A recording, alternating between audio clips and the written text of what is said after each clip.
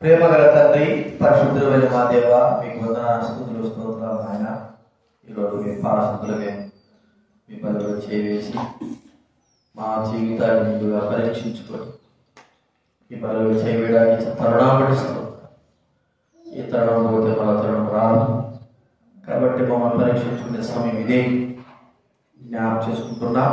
మీ సవాలు చేయండి, మీ మాటలు దయచేయండి. వందనాలు చెల్లిస్తూ వినగల చెవి, గ్రహించగల జీవితం, ఆచరించగల జీవితం మాకు దయచేయనైనా కలిగి కృతజ్ఞతాపూర్వక వందనాలు చెల్లిస్తాం.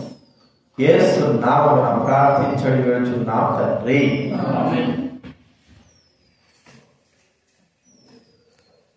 దేవుని వాక్యంలో నుండి మత్తయి రాసిన సువార్త 12వ అధ్యాయం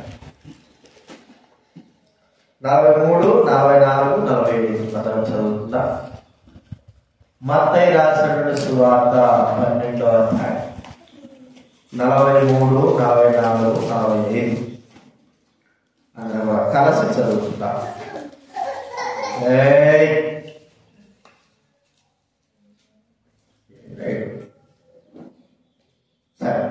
అపవిత్ర ఆత్మ ఒక మనిషిని వదిలిపోయిన తర్వాత అది విశ్రాంతిని వెతుకుచూ నీరు లేని చోట్ల కూర్చుండెను. విశ్రాంతి దొరకనందున నేను వదిలి వచ్చిన ఇంటికి తిరిగి వెళ్ళుదుననుకొని వచ్చి ఆ ఇంట ఎవరినో లేక అది ఊడ్చి అమర్చి ఉండడు చూచి వెళ్ళి తనకంటే చెడ్డమైన మరి 7 దయ్యములను వెంటబెట్టుకుని వచ్చును. అవి దానిలో ప్రవేశించి అక్కడే కాపాడును. అందుచేత ఆ మనుషుని కడపటి స్థితి మొదటి స్థితి కంటే చెడ్డదగును. అలాగే ఈ దుష్టతరం వారికి సంభవించునను. అదంటే కడపటి స్థితి కంటే మొదటి స్థితి కంటే కడప స్థితి ఇచ్చాడు. ఇక్కడ చెప్పబడిన మానవ చూస్తామంటే ఒక ఉపమానం చెప్తున్నాడు. ఒక అపవిత్ర ఆత్మ ఒక మనిషిని వదిలిపోయింది, విడిచిపోయి తిరిగింది. ఎక్కడ కూడా తనకు స్థలం లేదు. స్థలం లేకపోయిన అక్కడ ఏమైపోయిందంటే తిరిగి అనుకున్నది, నేను విడిచి వచ్చినా కదా నా ఇల్లు అంటే ఒక వ్యక్తి యొక్క శరీరం, ఆ ఇంటిలో నేను మళ్ళా పోతాను, చూద్దాము ఎట్లుండాలో అని వచ్చింది. ఆడొస్తే ఆ ఇంట్లో బాగా చక్కగా ఊడ్చుందంట, అమర్చుందంట. ఎవరు కూడా మనుషుల సంచారం ఏది కూడా లేదు. ఇక ఆలోచించింది, వరే చక్కగా కూర్చేస్తున్నది.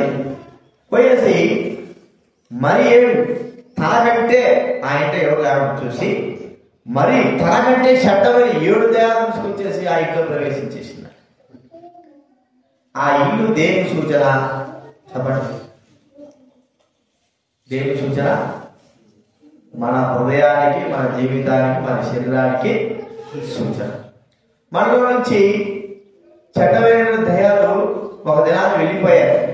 అంటే లోక సంబంధం నుండి పాపము దయ్యాలు, కోపము, మోసము, అపవిత్రత, వ్యభిచారము, ఇంకా ఎన్నో హృదయములో నుండి బయలు వెళ్ళేవన్నీ కూడా పోయినాయి. చెప్పాడు దేశంలో ఉన్నాడు. మత్తయి సువార్తలో, లూకా సువార్త 8వ అధ్యాయంలో చూడండి 8:31 చదవండి ఎవరైనా. 8:31 లూకా సువార్త చూపించాలి. 7 మార్క్స్ సువార్త 7వ అధ్యాయం 21వ వచనం. మార్క్స్ సువార్త 7వ అధ్యాయం 21వ వచనం. లోపల నుండి 20వ వచనం. మనుషుల లోపల నుండి బయట వెళ్ళినది మనుషులు అపవిత్రపరచును.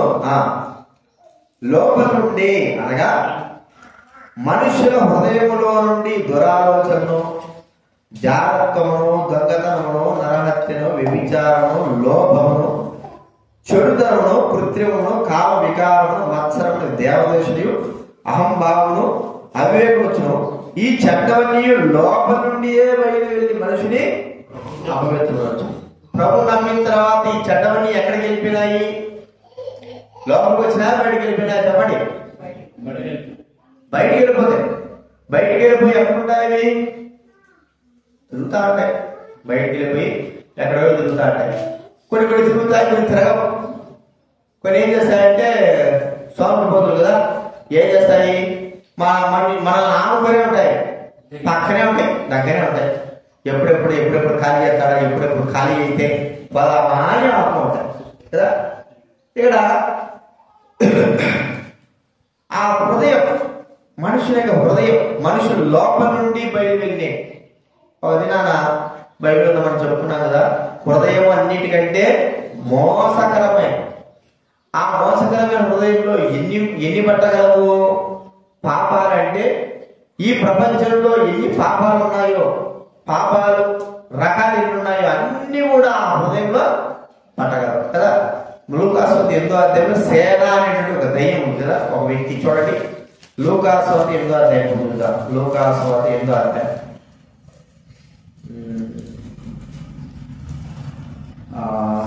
29-30-31 నేను చదువుతానండి. లూకాసు 8వ అధ్యాయం 29-30-31.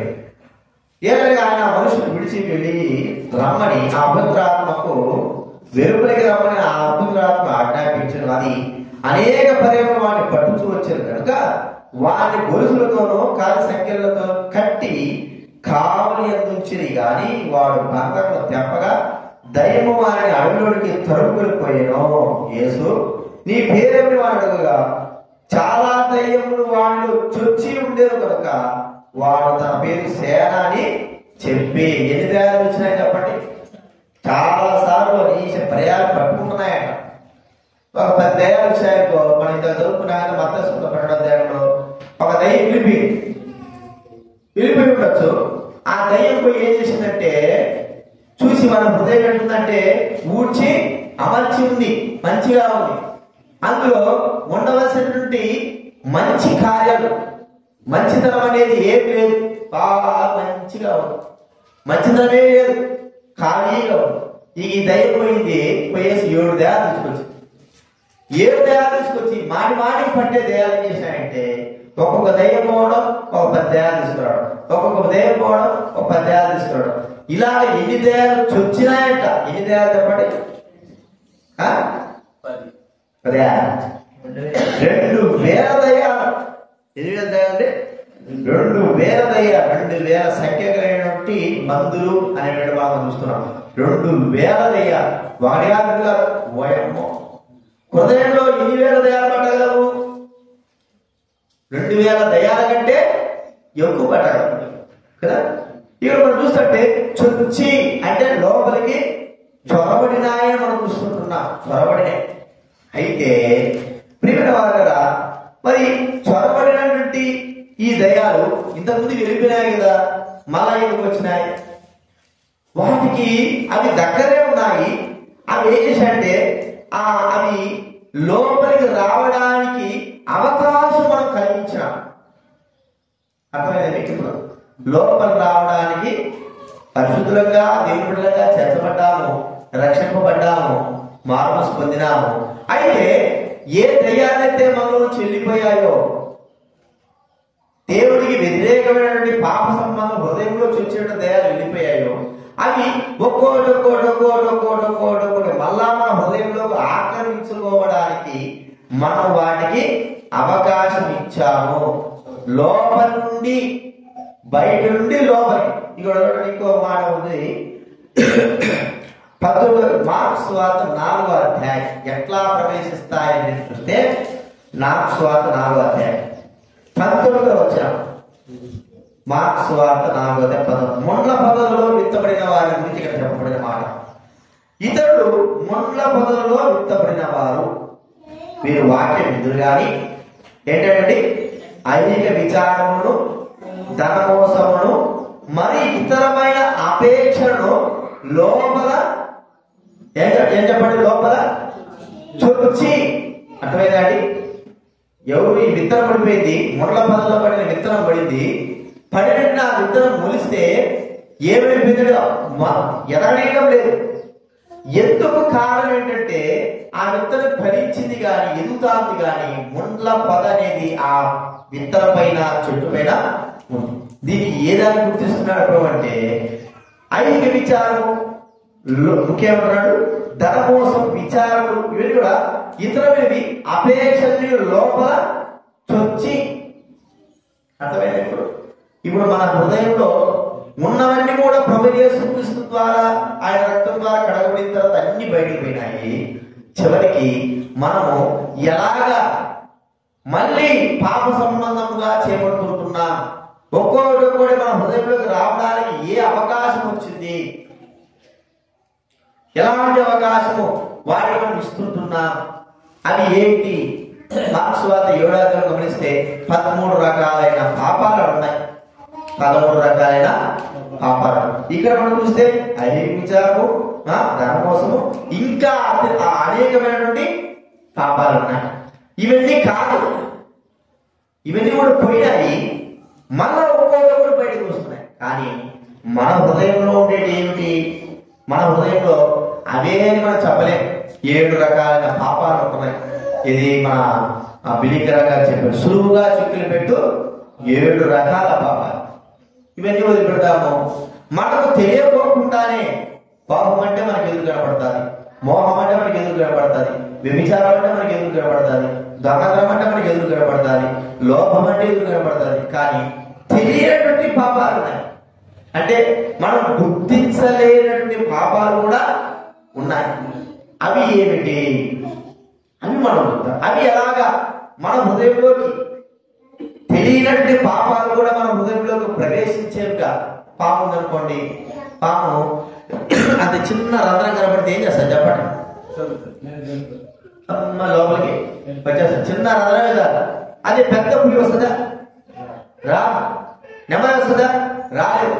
కానీ ఇలాగ చిన్న చిన్న రంధ్రాల్లో ఉన్నటువంటి ఎప్పుడైతే ఆ పాపములని ప్రవేశిస్తాయి, చొచ్చుతాయి, ఒక్కోటి.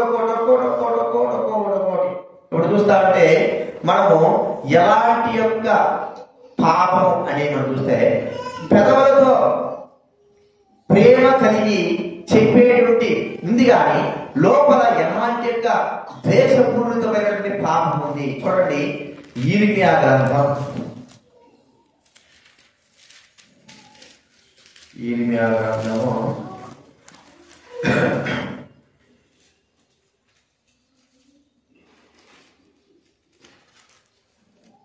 'వారి పెదవులతో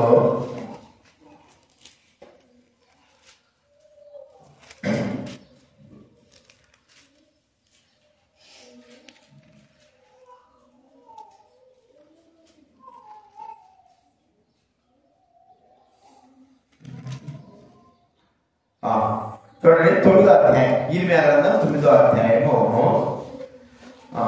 8వ వచనం చదవండి. వారి నాలుక అది కాపట్యం పలుకుచున్నది, వారు మనసులో వచనాభిప్రాయం ఉంచుకొని తన పొరుగువారితో సమాధానంగా మాట్లాడు. నోట తన పొరుగువారితో ఏం మాట్లాడతాడండి? సమాధానముగా మాట్లాడతాడు. ఇంకా చూడండి, కీర్తన గ్రంథం 28వ అధ్యాయం 3వ వచనం. కీర్తన గ్రంథము 28వ అధ్యాయము 3వ వచనం.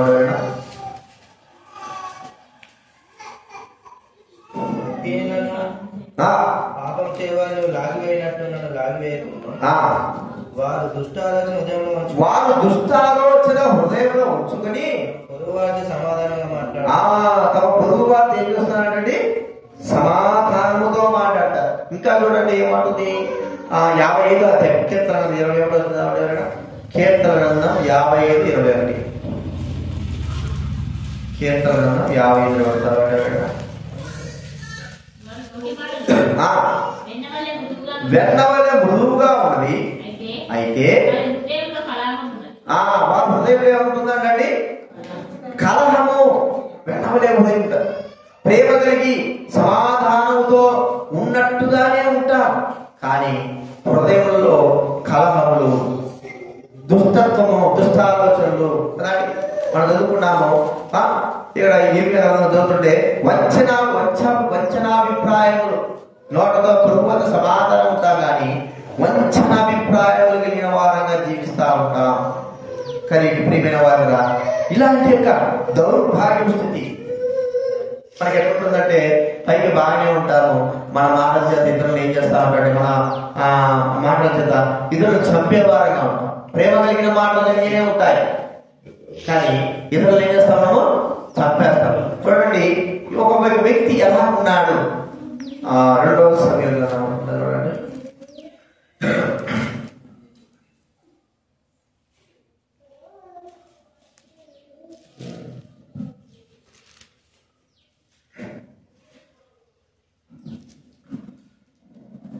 రెండవ సమయంలో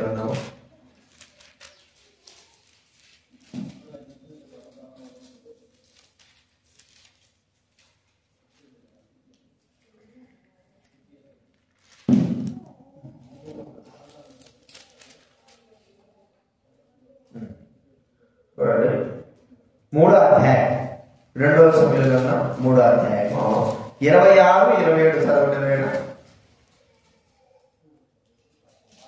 దావీదు వద్ద నుండి బయలువెళ్ళి అబ్నేరును పిలుచుటకై దూతలను పంపాను.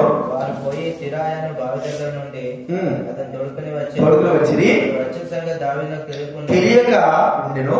అబ్నేరు తిరిగి హెబ్రోనుకు వచ్చినప్పుడు సంగతి ఎవరు వినబడకుండా గుమ్మము ఏకాంతంగా మాట్లాడాలని యెహోవాను పిలిచి తన సహోదరుడు ఆశయ ప్రాణం తీసినందుకు అతని కడుపులో పొడవుగా అతడు చచ్చాడు. అతని కడుపులో పొడవుగా అతడు చచ్చాడు. అంత చక్కగా తీసుకొచ్చినాడు యోవాబు అనేవాడు. తీసుకొచ్చి ఆశాహేలు తన తమ్ముడు ఆశాహేలు అబ్నేరు ఒక దినాన యుద్ధంలో చంపాడు. చూడండి, యుద్ధంలో చంపిన తర్వాత అది మరి యుద్ధంలో చనిపోయిన కాబట్టి కక్షలు భేదాభిప్రాయం ఉండవు. ఎందుకంటే ఎవరైనా చంపుకోవచ్చు, యుద్ధంలో అటు ఇటు చంపుకోవచ్చు. కానీ అది మనసులో పెట్టుకున్నాడు యోవాబు. పైకే మనసులో పెట్టుకున్నాడు కానీ లోపల ఏమున్నా చెప్పండి, అబ్నేరు చంపాలా. మంచి అభిప్రాయం కలిగిన వాడుగా ఉంటున్నాడు. మంచి అభిప్రాయం. సహోదరుడు తన సహోదరిగా ప్రాణం తీసినందుకు అప్పటి నుంచి కక్ష పెట్టుకోవడం. మన హృదయంలో మనకు తెలియకోకుండానే ఇతరుల పైన వంచనాభిప్రాయం మన మాటల చేత ఇతరులను మరి ద్వేషించే వారంగా ఉంటున్నాం. ప్రేమైన వారిని ఒకసారి గుర్తించుకుందాం. పెదవులతో ఏదో ప్రేమ పలుకులు పలకడం కాదు, కానీ మన జీవితంలో యథార్థమైన జీవితం కలిగిన వారుగా ఉండాలి. ఒక మాట ఉంది 27వ అధ్యాయం సామెతల గ్రంథంలో, లోపల ప్రేమించడం కంటే చెప్పండి 27వ అధ్యాయం 5వ వచనం సామెతల గ్రంథం 27వ అధ్యాయం 5వ వచనం. లోపల ప్రేమించడం కంటే బహిరంగంగా గద్దించడం. బహిరంగంగా గద్దించడం, లోపల ప్రేమించడం కంటే లోపల ఎందుకు దైవ స్వరూపులమైన మేము మరి గద్దిస్తూ ఎందుకు ముందు చేస్తామంటే లోపల ప్రేమ పెంచుకొని అది మనకు ఏం చేస్తుందంటే చివరికి మన పతనానికి కారణం అవుతుంది. గద్దింపులు. ఒక వ్యక్తి మనకు గద్దిస్తున్నాడు, ఒక వ్యక్తి మనల్ని మరి ఏదైనా విధానంలో నడిపించడానికి చూస్తున్నాడంటే ఆ వ్యక్తి ప్రేమ ఉంటూనే, చిన్న పిల్లలు ఉన్నారు అనుకోండి, పిల్లల్ని మనం కొడతా ఉంటాం, కొట్టి గద్దిస్తాం. పక్కన అనుకుంటారు, చూడు వీళ్ళకి ప్రేమ లేదు, దయ లేదు, చిన్నపిల్లలు నడగొట్టినాడు, ఇంట కొట్టినాడు అనేటువంటి మాట మాట్లాడతారు. అంతే కదా. కానీ ఎందుకు కొట్టినాము, ఎందుకు గద్దిస్తున్నాము అంటే చెప్పండి, ఎందుకు గద్దిస్తున్నా? వారిని ప్రేమిస్తున్నా కాబట్టి. మాటలతో కాదు. అదే ఎవడో లోకం బయట పోయి వాడిని గద్దిస్తావా, వాడిని ఏమైనా కొడతావా, వాడిని ఏమైనా అంటావా? ఎందుకు? నువ్వు ఎక్కకపోతే వాడు నాగదు, నువ్వు ఎక్కడుంటే నాగేది, నీకు అనవసరం. ఎందుకంటే మనము ప్రేమించే వారిని గద్దించి వారిని నడిపించడం, మాటలతో విషపూరితమైన మాటలతో కక్షలు పెట్టుకునేవి ఇన్ని మనకు ఉండవు. అందుకే మనం గుర్తిస్తా ఉంటే ప్రియమైన వారా, మన హృదయంలోకి ఇలాంటివన్నీ కూడా ప్రేమ చూపినట్లుగానే ఉంటుంది. మరి నాశనం చేసేటువంటి కార్యాలు చేసే వారంగా ఉంటున్నామా? మన జీవితంలో ఒకసారి గుర్తించుకున్నాం. యోవాబు ఎలాంటి వాడు ఒకసారి గుర్తించుకున్నాడు. ఎప్పుడో యుద్ధంలో చనిపోయినటువంటి దావీదు కూడా తన కుమారుడు అబ్షాలోము యోవాబు చంపితే గుర్తుపెట్టుకున్నాడు. యుద్ధంలో చంపితే యోవాబును చంపాడా దావీదు? చంపదా. ఎందుకు? అది యుద్ధంలో వెళ్ళిన తర్వాత అది ఒక రూలు, ఎవరైనా చంపచ్చు. అయ్యా ప్రేమతో జాలి చూపించాలని చెప్పినంత మాత్రాన కుదరదు. అబ్షాలోమును చంపేశాడు యోవాబు కక్ష పెట్టుకొని, మరి ఇట్లా చేయలేదు. కానీ ఏ విషయం చెప్పాడంటే ఆషాహేలు విషయం, ఇది అబ్నేరు విషయంలోనూ అమాషా విషయంలోనూ అన్యాయంగా చంపిన వారినే గుర్తు చేస్తున్నాడు. ప్రేమతో ఉన్నట్టుగా నటించి వారిని చంపిన వాడుగా చూస్తా ఉన్నాడు. కాబట్టి ప్రేమైన వారు మన హృదయంలోకి ఇలాంటివి ప్రేమ లేనటువంటివి ప్రవేశించి మనం మోసపరుచుకునే వారంగా ఉంటున్నామా? ఒకసారి మనం గుర్తించుకుందాం. ప్రేమ కలిగినటువంటి మాటలు మనకు అవసరమే, కానీ అవి మన జీవితానికి ఎంత అవసరం. మనం ప్రేమించేవారు మనం గర్దిస్తున్నప్పుడు, మనం ప్రేమించేవారు మనం సరిచేస్తున్నప్పుడు, మనము మరి వారి మీద కక్ష విభేదాలు పెట్టుకునే వారుగా సమాధానంగా అసమాధానంగా జీవితం కలిగి ఉంటున్నామా? మన హృదయంలో ఇలాంటివి కూడా మనకు తెలియకోకుండానే ప్రవేశిస్తాయి, మనకు తెలియకోకుండా ప్రవేశిస్తాయి. కాబట్టి ఒక్కడొక్కడు హృదయంలో ప్రవేశించే కొద్దీ హృదయంలో ఏమవుతుంది? సాతాను సామ్రాజ్యం అనేది విస్తరించిపోతుంది. దేవుని సామ్రాజ్యం లేదు. దేవుని సామ్రాజ్యం ప్రేమ, సంతోష, సమాధానం, దీర్ఘశాంతం ఇవి. కానీ సాతాను సామ్రాజ్యంలో కోపము, ద్వేషము, అసూయ, అసమాధానం ఇవన్నీ కూడా ఒక్కోటి మనం ఎప్పుడైతే ఆహ్వానిస్తామో అవి మన హృదయాన్ని, మన జీవితాన్ని చెడిపి వేస్తాయి. అంత మాత్రమే కాకుండా ఇంకా మన హృదయంలో ప్రవేశించేటి మనకు తెలియకోకుండా మనలో హృదయంలో కదండి, ఒక మామిడి పండు ఉంది అనుకోండి, మామిడి పండు బాగానే ఉంటుంది, కానీ దాని లోపల పురుగులు వచ్చి వచ్చినాయి తెలియకుండా. ఇది నేరేడు చెట్టు ఉంది, నేరేడు పండు ఉంది, దాని లోపల పురుగులు ఎట్టు వచ్చినాయి? అవి వచ్చేసి దాని సహజంగా గుణం లోపలికి వెళ్ళిపోయినాయి. మరి ఎట్ట వెళ్ళిపోయినంటే ఒక ఘాటు లేదు, ఒక కత్తి లేదు, ఏమి లేదు, కానీ వాటి లోపలికి వెళ్ళిపోయి మన హృదయంలో కూడా ప్రభు క్షమాపణ పొందిన తర్వాత ఇలాంటి ప్రేమ లేని జీవితాలు పాప సంబంధించి ఎలా వచ్చాయంటే మనం వాటికి ఏం చేస్తున్నాము? చోటు చేస్తున్నాం. ఒక చిన్న రంధ్రం కాదు పాముకి, లేకపోతే ఒక జరిగి ఒక చిన్న రంధ్రం, పాము అంటే ఒక రకం రంధ్రం, జరిగి తిరిగి, అర్థమైందా? చిన్న రంధ్రం వేస్తే లోపలికి వచ్చేస్తాయి. అవే వాళ్ళకి కీడు చేస్తాయి.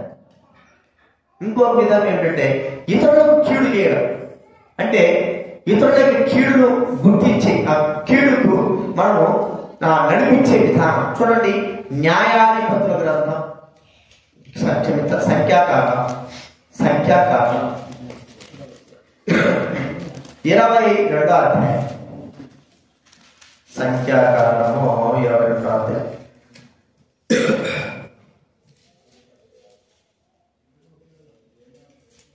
అధ్యాయము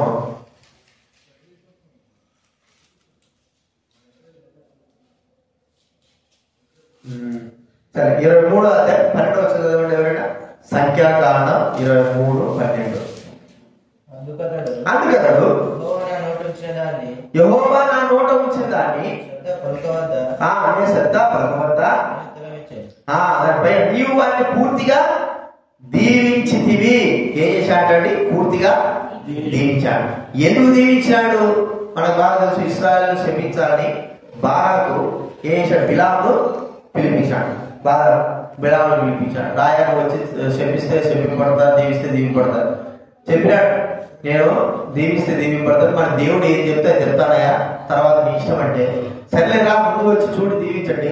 3 సార్లు కూడా ఇశ్రాయేలు దీవించాడు. తన సొంతగా శపించాలనుకున్నప్పటికీ కూడా తన నోట్లో దేవుడు దీవెన ఉంచినాడు. అర్థమైపోయింది. ఇప్పుడు తనకి ఏమర్థమైపోయింది? చూడండి, 24వ అధ్యాయం మొదటి వచనం. 24వ అధ్యాయం మొదటి వచనం. ఇశ్రాయేలును దీవించుట యెహోవా దృష్టికి మంచిదని తెలుసుకున్నప్పుడు మునుపటి వలె శకునములను చూచుటకు వెళ్ళక అరణ్యం వైపు తన ముఖము తిప్పుబడి, మునుపటి వలె శకునం చూడడానికి వెళ్ళ. మరి దేవుడు దీవించమన్నాడు, ఇంకెందుకు రాడా ఆడపోయి శకునం కాడ వెళ్ళిపోవడం. దీవించేసాడు. దీవించినోడు మరి దీవించి పోకోకుండా ఏం చేశాడంటే ఎట్టాగైనా సరే నేను ఎట్టా నాశనం చేయలేకపోతా అంటాను. అర్థమైందా? నేను ఎట్టా శపిద్దామంటే నా దేవుడు నా నోట ఏం చేయాలనుకున్నాడు? తప్పదు నీవే పెడతాడు. ఎట్లా చేయాలి అంటే ఇతరులు నాశనం కోరుకోవడం ఎట్లా? వాళ్ళు నశించిపోవాలి. ఎట్లా చేయాలి? ఇప్పుడు ఏం చేశాడు? ఒక చిన్న సూత్రం చెప్పి వచ్చాడు. చూడండి, ప్రకటన గ్రంథం 2వ అధ్యాయం 14 వచ్చింది కాబట్టి ప్రకటన గ్రంథం 2వ అధ్యాయం 14 వచ్చిన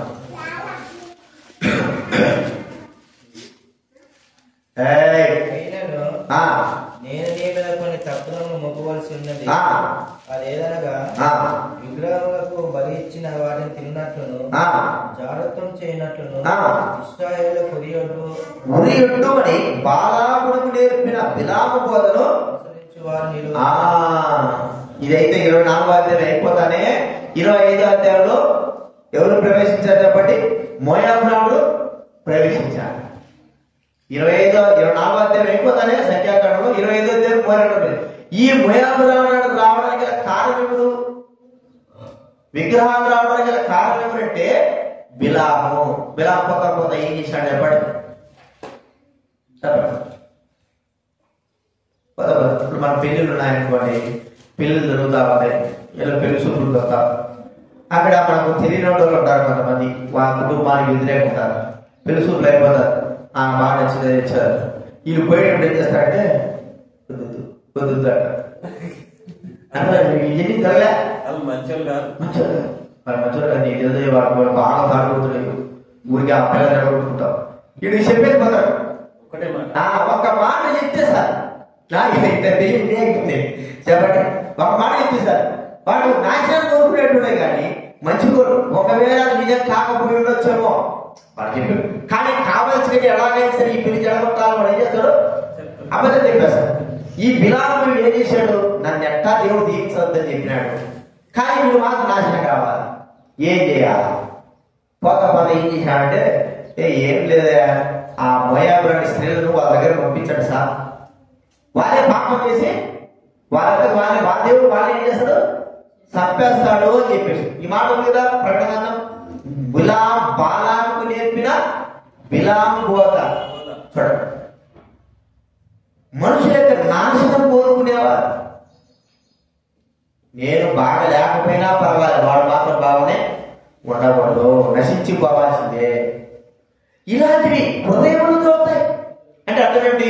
ఇతరుల యొక్క నాశనం కోరుకునేటువంటి హృదయంలో మన హృదయంలో చొరబడడం, ఇతరుల నాశనం కలిగి అవి ఎంతుంటాయి మనకు కనబడవు కదండి.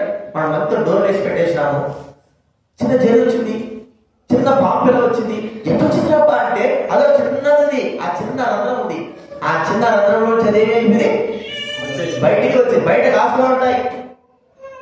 ప్రమైన దేవుడు మన హృదయంలో నుంచి బయటికి వెళ్ళగొట్టినటువంటి పాప సంబంధమైన బయట ఉంటే మనం ఎప్పుడైతే వాడికి ఆ ఆలోచన తలపులు ఎప్పుడైతే రానిచ్చి వాడిని మనం ఎప్పుడైతే ఆహ్వానం చేసినట్టుగా మనం అన్నామనుకోండి, సడన్ గా వచ్చేస్తాం.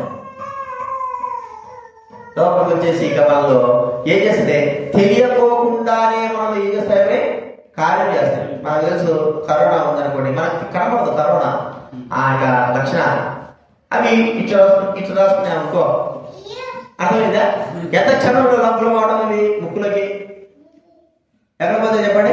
ముందు ముక్కులో పోతాయంట, ముక్కులో వచ్చి గొంతులోకి పోతాయి, గొంతులో జారిపోతాయిగా సరాసరి ఊపిరితిత్తులోకి వెళ్తాయి. గుండె కాదు వేది, ఎక్కడ పోయి ఊపిరితిత్తులో వెళ్తాయి. ఇక్కడ ఉన్నప్పుడే మనం వాటిని ఏం చేయాలి? చంపేసుకోవాలి. ఇక్కడ ఉన్నప్పుడు కూడా చాలా కష్టం చంపేసుకోవాలి. అదే ఊపిరితిత్తులు లోపల పోయిన తర్వాత అయితే మనం ఏంటి అర్థమైంది. కాబట్టి ఈ చిన్నది ఏమిటి?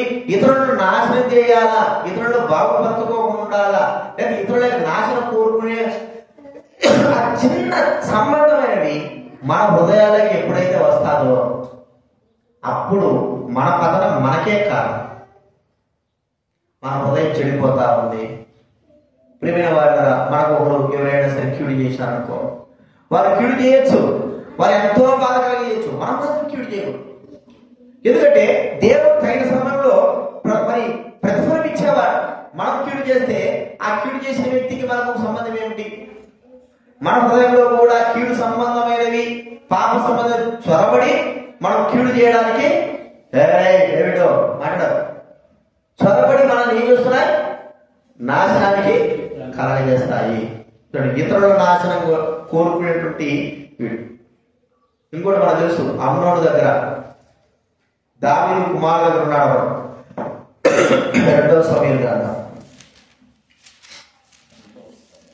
13వ అధ్యాయం.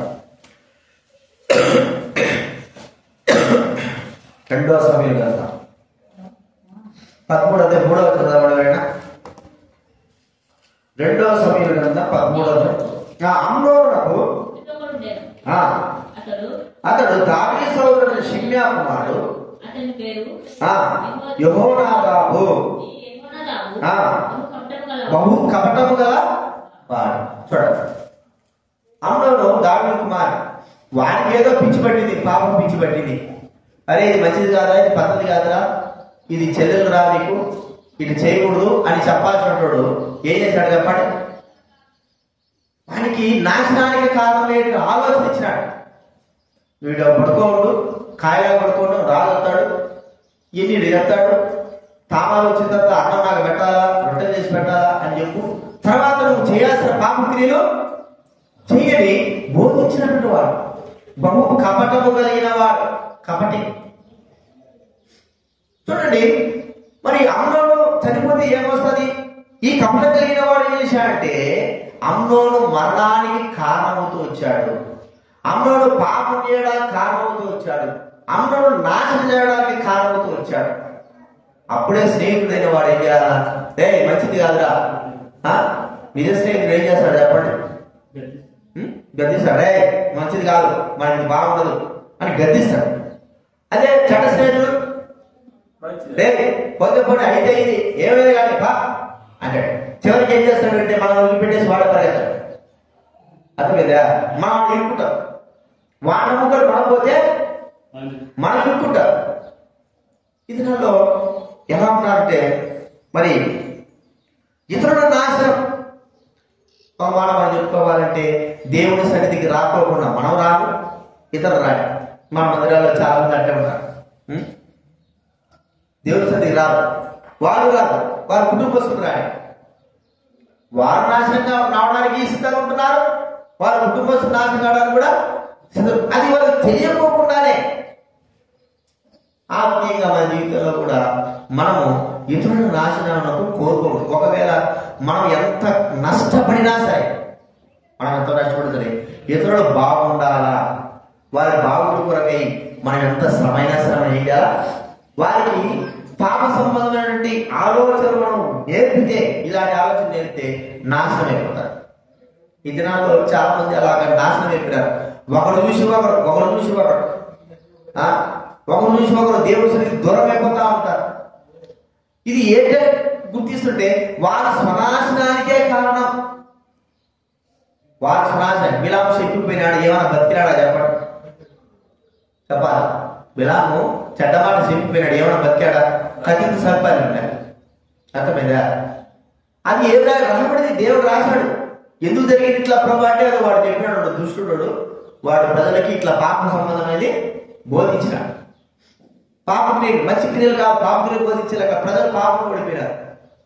మనకు తెలియకోకుండానే ఇలాంటి కార్యాలు చేస్తున్న ఇతరుల నాశనానికి వెళ్ళేటువంటి మార్గమును మనం బోధించేవారు కాబట్టి ప్రియమైన వాళ్ళరా మనం గుర్తిద్దాం. హృదయంలో ఒకప్పుడు వెళ్ళిపోయినటువంటివి తిరిగి అవి మనకు కనబడగలిగినటివి కాదు, కానీ కనబడలేనటువంటివి కూడా ఆ రోగాల వల్ల ప్రవేశిస్తాయి, పాపాలు ప్రవేశిస్తాయి. ప్రేమగా మాట్లాడేటువంటి మోసపూరితమైనటువంటి మాటలు కలిగి ఇతరులను మోసం చేసేటువంటి మాటలు కలిగిన జీవితంలో ప్రవేశించవచ్చు. అది సాకారమే సాధ్యం. రెండోదిగా ఇతరులను నాశనం చేసేటువంటి ఆ యొక్క ఆలోచన తలంపులు మన హృదయాల్లో ప్రవేశించవచ్చు. మనము ఇతరులు అంటే డైరెక్ట్ నాశనం చేయడం కాదు, ఇతరులు డైరెక్ట్ నాశనం వారి జీవితానికి పతనానికి కదండి. ఒకటి ఏదైనా చెడుల వాడు మనం నేర్పితే చాలు. నాకు అర్థమైంది మీకు. మరి యూట్యూబ్లో చెప్పేదంటే రాజబాబు ఎవరు పెద్ద సినిమా ఎవరి జీవితంలో బాగున్నాడంట, మంచిగా సంపాదించాడు. ఎందుకు 40 సంవత్సరాలు 50 సంవత్సరాలు సచ్చాడంటే ఈ సినిమా యాక్టర్లలో కొంతమంది ప్రొడ్యూసర్ ఏం చేశారంటే అతనికి తాగుడు అలవాటు నేర్పించారంట. అర్థమైందా? బాగుండే వానికి మంచిగా ఎవరు ఉండేవాడికి ఏముందిలే, ఒక్క పెగ్గి 2 పెగ్గిలి అని తాగుడు వాటి నేర్పించి అది మామూలుగా లేకపోయాడట. అర్థమైందా? వాడి నాశనానికి ఏం చేయాలి చెప్పండి? మనము ఇట్లాంటి కానీ ఇచ్చినామనుకో వాడు చివరికి నిత్య నాశనానికి మేము ఇట్లాంటివి ఎన్నో ఉంటాయి. దేవుని మందిరానికి రాకుండా ఆపేయడం, దేవుని కార్యాలు జరగకుండా ఆపేయడం, దేవుని పనులు జరగకుండా ఆపేయడం, ఒక చిన్న క్లూ చేస్తారు. మరి ఏమిటంటే ఆ పాపము వారిని పట్టి వారు దేవుడికి దూరం అయ్యేటట్టుగా చేస్తారు. అందుకే బిలామును చూస్తూ వచ్చాము, ఆ యెహోరాహాబును చూస్తూ వచ్చాము. కపట కలిగిన వారు ఇంకా లోకంలో ఎంతో మంది ఉన్నారు. ఒక్కడుగా ఆ పాపని మరి ప్రవేశింపజేయడం. ఎందుకంటే సాతాను మన దగ్గర, మన హృదయం దగ్గర ఉంటాడు. ఎప్పుడెప్పుడా వీడు మనకు క్లూ ఇస్తాడు, ఎప్పుడెప్పుడు ఇస్తాడా అని ఉంటాడు నాశనం చేయడానికి. మనం చూస్తే ఇస్రాయేలు యూదాల గురించి కూడా మనం బాగా తెలుసు. ఒక్క క్లూ దొరికిందంతే యేసు ప్రభు గురించి అనుకుంటున్నారు, ఎట్ట చంపుదామా అని అనుకుంటున్నారు అంతే. వీళ్ళు అప్పుడు సాతాను బయట ఉన్నాడు కదా, నాశనం చేయడానికి, యేసు ప్రభు నాశనం చేయడానికి మన హృదయంలో ప్రేరణ పుట్టింది. నువ్వు పోయి చెప్పుకో, ఏమంటే నేను అప్పగిస్తా. ఒక మాట చెప్పుకో. చూడండి, యేసు ప్రభువును నాశనం చేయడానికి ఆ వ్యక్తి ఎంతగా ఏమైనా సరే పట్టించిన తర్వాత ఏమైనా బాగుపడ్డాడంటే ఏమి కూడా లేదు. మనం ఇతరులను నాశనం చేయడం కంటే మనం నాశనం చేసుకోవడమే చాలా పెద్ద విషయం. ఇతరులు నాశనం చేసిన మనం అనుకుంటారు, కానీ మనమే పెద్దగా నాశనం చేసుకోవడము చాలా పెద్ద విషయం. అది గుర్తించుకోవాలి. ఇది 2వ రోజు చూసుకున్నాం. చివరిగా ఒక మాట చూసుకుందాం. యెహెజ్కేలు గ్రంథం 33వ అధ్యాయం. యెహెజ్కేలు గ్రంథం 33వ అధ్యాయం. మనలో కనబడుకోకుండా ప్రవేశించిన నుండి పాప సంబంధమైన మన హృదయాల్లో ప్రవేశించినాయి. 33వ అధ్యాయము 30వ చదవండి ఎవరైనా. నా జనులు రాదగిన విధముగా వారు నీ యొద్దకు వచ్చి నా జనులైనట్టుగా నీ యొద్ద కూర్చుండి నీ మాటలు విందురు గాని వారిని అనుసరించి ప్రవర్తింపరు. వారి నోటితో ఎంతో ప్రేమ కనపరచుదురు, కానీ వారి హృదయము లాభమును అపేక్షించుతున్నది. నీవు వారికి వాద్యము బాగుగా వాయించు మంచి స్వరము కలిగిన గాయకుడుగా ఉన్నావు. వారు నీ మాటలు విందురు గాని వారిని అనుసరించి నడుచుకలరు. చూడండి, నా జనులు అంటే రాదగిన విధంగా కూర్చుంటామంట. కూర్చొని ఆయన దిల్లుగట్టుగానే ఉంటామంట. కానీ ఇంకేముంటాడంట, ఆయన మాటలే వింటామంట. వింటా కానీ వాటిని అనుసరించము అని చెప్తున్నాడు. దీనికి ఏది చెప్తుంటే తిరుగుబాటు స్వభావము. ఇక్కడ అంటున్నాడు, వాళ్ళకు మాట అంటున్నాడు. ఒక గాయకుడు పాటలు పాడుతూ ఉంటాడు, అందరు కూడా వింటా ఉంటారు. గాయకుడు పాటలు పాడుతూ ఉంటారు, మంచి పాడతాడు అంటారే గాని ఆ చెప్పబడిన మాటల ప్రకారంగా వారు ఎంత మాత్రమో ప్రవర్తించరు. నాయకులు నా మధ్యలో వస్తారు, నా దగ్గర వినాలని వస్తారు, కానీ దేవుని మాటలు ఎంత మాత్రం వారు తిరుగుబాటు స్వభావము.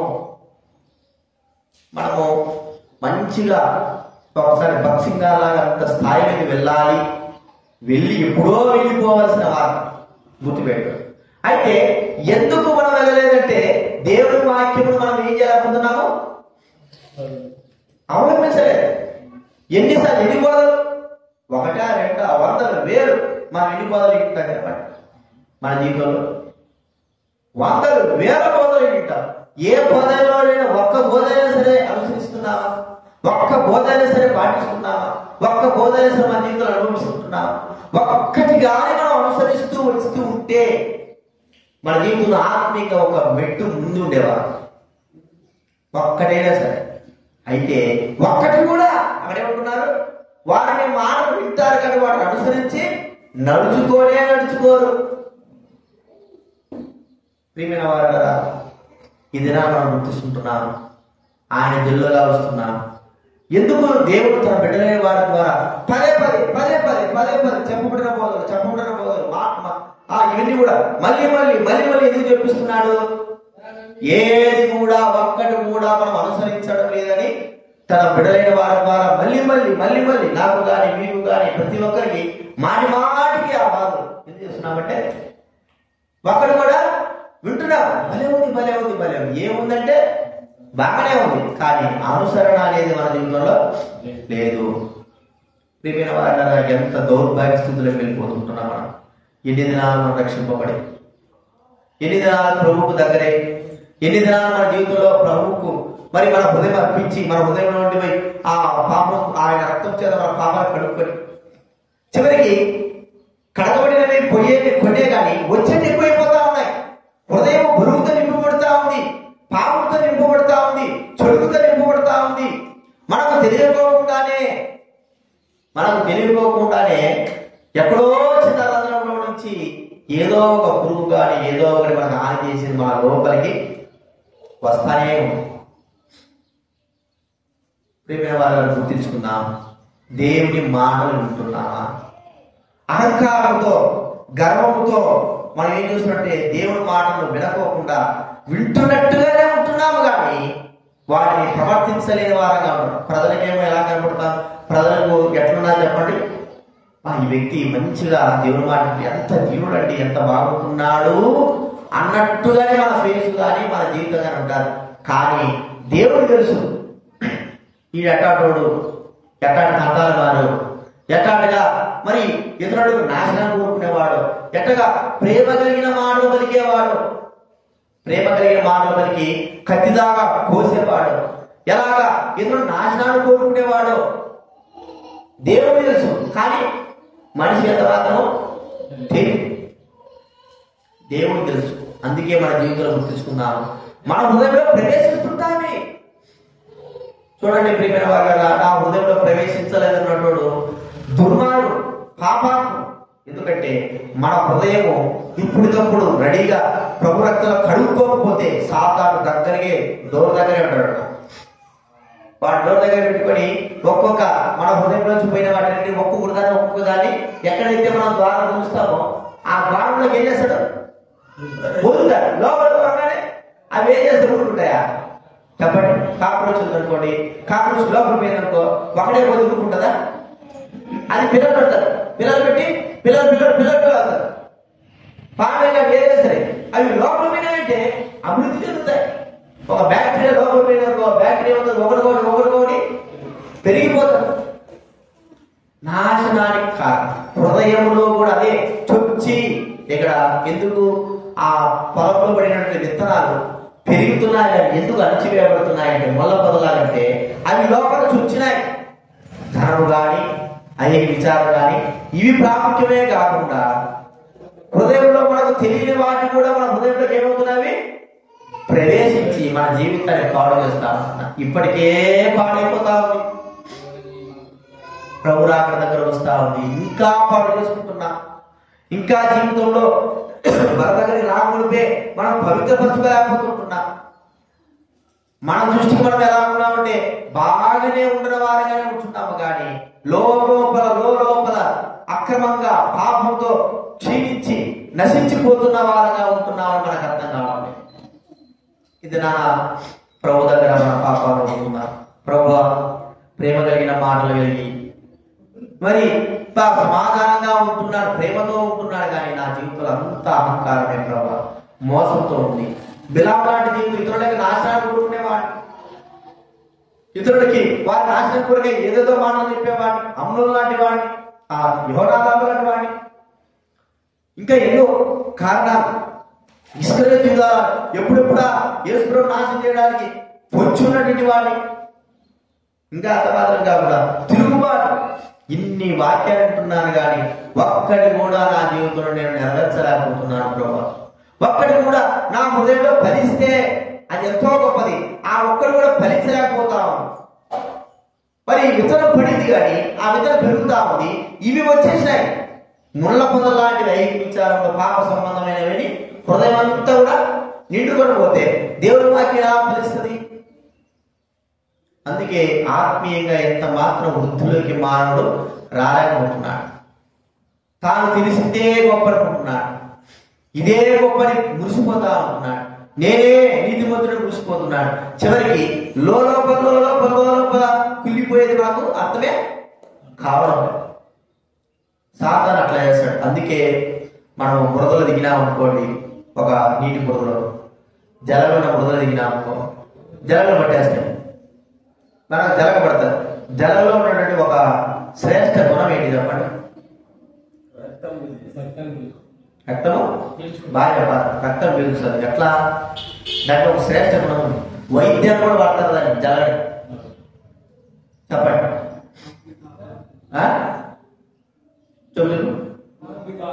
నొప్పి లేకుండా మన రక్తం తీస్తుంది. ఎందుకు జలగకి మనం జలగలో ఊరికేగా చెప్పింది దేవుడు. వైద్యం ఎందుకు వాడేదంటే కాలు ఎక్కడైనా పుండు బట్టి చీము బట్టి ఉంటుంది అనుకోండి, రక్తం చుడు రక్తం ఉంటుంది అనుకోండి, పోస్తే ఏమైపోతుంది? అంత పోతారు. అది ఆ జలగలు ఎక్కడైతే రక్తం అక్కడ చిన్నగా అలా తీర్చినామంటే సార్ అదే ఏం చేస్తారు తెలుసా? చుడు రక్తం అంతా అక్కడ ఉండే చుడు రక్తమే, ఏ రక్తమైనా సరే ఆ రక్తం అంతా కూడా వీడికి ఎంత పెట్టినా కూడా ఏం నొప్పి ఉండదు. అర్థమైందా? జలగ ఒకసారి మేము చూసినాం. ఒక వ్యక్తి కాలువలో ఆడుకొని వచ్చాడు. వాడు ఆడుకొని వచ్చిన తర్వాత వాడు డ్రైవర్ వేసుకుని డ్రైవర్ అంతా రక్తమైపోయింది. ఎదురా నాయన రక్తమైపోయింది చూస్తే అది గజ్జల్లో ఉంటది. వాడికి తెలియలేదట అసలుకి.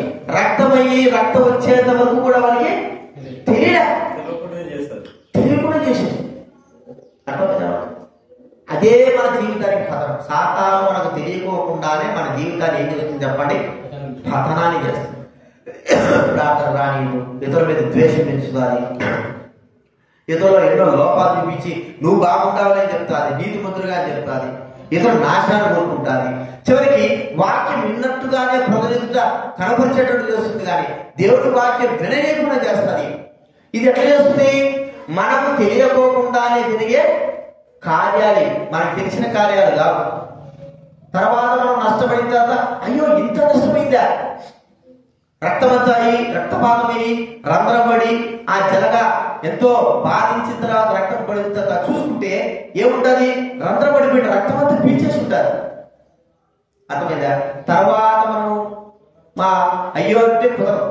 అందుకే సాతాను యొక్క క్రియలు బైబిల్ గ్రంథంలో మనం ఎరుగని వారము కాముని వాక్యం ఉన్నాడు. అయితే మనకు తెలుసా ఇవన్నీ కూడా? అందుకే గుర్తించుకోవాలి. మన హృదయంలో ప్రవేశించినవి ఒకప్పుడు బయటకు వెళ్ళి ఉండొచ్చు, కానీ ఇప్పుడు దైవడగా ఏదో ప్రార్థన చేసుకుంటున్నా, మందిరానికి వస్తుంటున్నా, ఏదో ఆ మధ్య మధ్య మాటలు ఏదో వింటున్నాము, అన్ని వ్యాపారం చేస్తున్నామని కాదు, కానీ హృదయంలోకి వెళ్ళిన తర్వాత తిరిగి సాతానుడు మన హృదయ ద్వారం దగ్గరకు వస్తే దేవుడి సంబంధమైనవి ప్రేమ, సంతోష, సమాధానం, దీర్ఘశాంతం, దేవుడి కార్యం విషయమై అవి ఏవి కూడా మన హృదయంలో కనబడకపోతే, అవి ఏమైనా సరే మన హృదయంలో లేకపోతే ఏం చేస్తాడంటే ఒక్కొక్క దాన్ని మన హృదయంలోకి వదులుతాడు.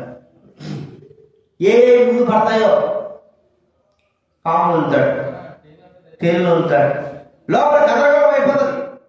అర్థమైంది మీకు? ఇప్పుడు ఆ తలుపు వేసి ఉంటాను అనుకోండి, చిన్న రంధ్రం ఉంది, నేను ఎంత తలుపు కొట్టినా తీరా, ఆ చిన్న రంధ్రంలో పాపులో పంపించిన ఇంకేం చేస్తాను చెప్పండి? నేను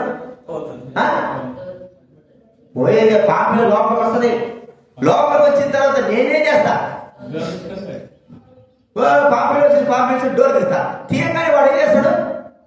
ఏమేమి పెట్టుకోవాడు వాటన్నిటి మళ్ళా. అర్థమైంది మీకు? ఇప్పుడు ఒక దయ్యం పోయింది, బయటికి పోయింది, వెళ్ళిపోయింది, తిరుక్కోంది, లోపలికి వచ్చి ఇంటికి సరే ఎందుకులే నేను పాపల దగ్గరికి వద్దాను వచ్చింది. డోర్ వేసుకుంటా. డోర్ వేసినాక లోపల చూసింది, రంధ్రం చూసి ఎవరు లేదు, రెడీ ఎవరు లేరు అనుకుంటే చిన్నగా లోపలికి ఏదో దాన్ని ప్రవేశపెట్టి ఇప్పుడు నేను గందరగోళం పెట్టా. డోర్ తీసేసిన, తీయంగానే ఒకటి కాదు అన్ని ఒక్కసారిగా వచ్చేస్తాయి. అర్థమైంది మీకు? కాబట్టి మన హృదయంలో కూడా మనకు తెలియకోకుండానే సాతాను యొక్క క్రియలు మన లోపలికి వచ్చేస్తాయి. మనం ఏమనుకుంటానే అన్ని బాగుండాలి, నాకు వచ్చినటువంటి నేను అంత బాగుండా, నీ నీతిమంతుడులే. దేవుడు అన్నాడు, తామే నీతిమంతులు అనుకున్న వారి గురించి దేవుడు కూడా చెప్పాడు.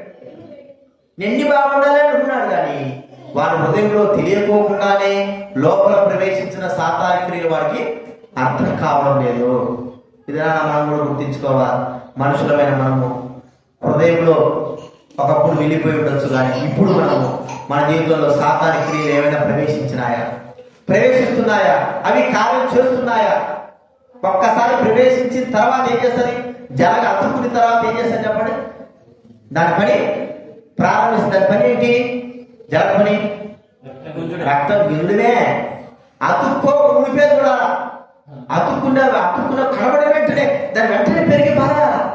లేకపోతే అతుక్కునిదే అంతే. ఇక గుంజి గుంజి గుంజి గుంజి గుంజి ఏముందిలే పోనీలే, ఎంత తాగుతుంది అంతే కదా, రక్తం తాగుతుంది అనుకుంటే అది అంత రక్తం తాగితే పర్వాలే, రమణం చేసేస్తుంది శరీరానికి. కొన్ని లోపలికి వెళ్ళిపోతాయి. అలాంటి పరిస్థితులు జరగాలంటే అంత తేలి అంత ఊరి మనం అనుకుంటాం, కానీ చాలా డేంజర్ జరగలేదు. కాబట్టి గుర్తించుకుందాం. సాతాని క్రియలు కూడా అంతే. కొద్దిగా కదా, ఏముందిలే ఇటు నడిస్తే బాగుంటుంది, అటు పోతే బాగుంటుంది, నా ఆలోచన పక్కన పోతే బాగుంటుంది అనుకుంటే చివరికి మనం ఏమైపోతాము? మన నాశానికి మనమే కాదు. కాబట్టి హృదయం చాలా చెడు. హృదయంలో ఉండవలసినవి దేవుని క్రియలే ఉండాలి. అవి తప్ప వేరే ఏదైనా ఒక్కడి ప్రవేశించినా అందుకే బైబిల్ ఉంది, ముక్కావారి తైలంలో చచ్చిన ఈగలు పడడం వల్ల ఏమవుతుందట? ఒక మాట చదువుకు ముగించుకున్నా. ప్రసంగి గ్రంథం. మన హృదయం ప్రభువుని అంగీకరించిన తర్వాత మంచి తైలంతో చేయబడుతుంది, మంచి సువాసన, క్రీస్తు వాసన. సామెతల గ్రంథము ప్రసంగి గ్రంథం 10వ వచ్చిందామండి. ముక్కావాలి తైలంలో చచ్చిన ఈగలు పడుట చేత. ముక్కావాలి తైలం అంటే మనకు తెలుసు సెట్ కదండి. తైలంలో రకాల లక్షలు వేలలో ఉంటాయి. అయితే చచ్చిన ఈగలు ఎంత ఉంటాయండి చెప్పండి? చచ్చిన ఈగలు ఎంత ఉంటాయి? చిన్న ఈగలు. ఒక్కటి 2 పడినా సరే ₹1,00,000 విలువ చేసేటువంటి తైలము ఏ వాసనకు వస్తుంది చెప్పాలి? చెడు వాసన వచ్చేస్తుంది.